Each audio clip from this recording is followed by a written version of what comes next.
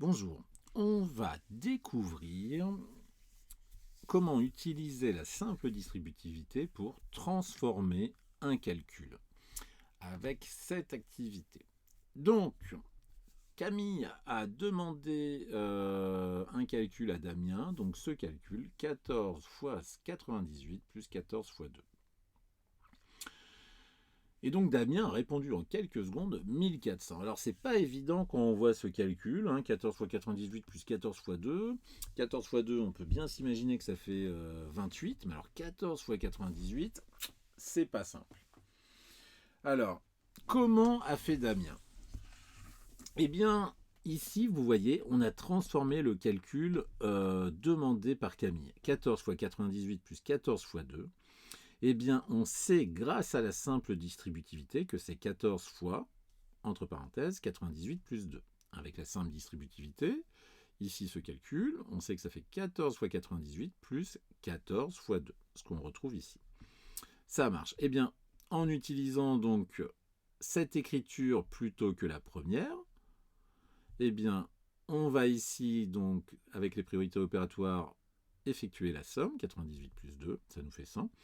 Donc on obtient bien le résultat, 14 fois 100 égale 1400. Voilà la stratégie que Damien a utilisée.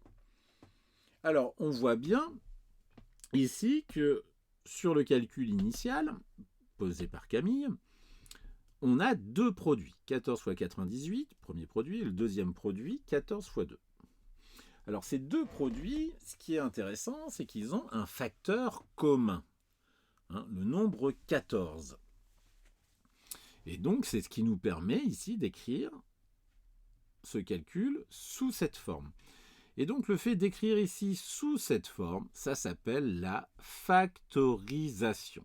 Si on vous demande de factoriser un calcul, on va donc demander de trouver un facteur commun et d'écrire le calcul sous cette forme. D'accord ?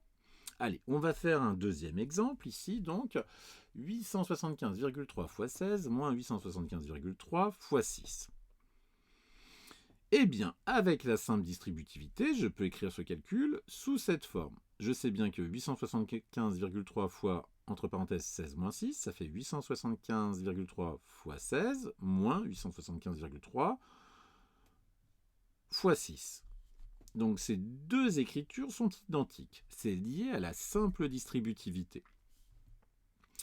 Maintenant, si je choisis d'utiliser ce calcul pour résoudre, eh bien, on va appliquer plutôt la priorité opératoire pour faire 16 moins 6 égale 10. Donc, on obtient 875,3 fois 10, et ce qui nous permet de trouver le résultat de ce calcul, 8753. Et ici encore, on se rend compte que, alors ici, ce n'est pas une somme, c'est une différence de deux produits, ce produit-là et ce produit-là. Donc, on a une différence de deux produits, et ces deux produits, eh bien, ils ont un facteur commun, 875,3. D'accord ? Et donc, le fait d'écrire sous cette forme, de transformer le calcul initial sous cette écriture, ça s'appelle donc factoriser. Allez, c'est fini pour cette activité.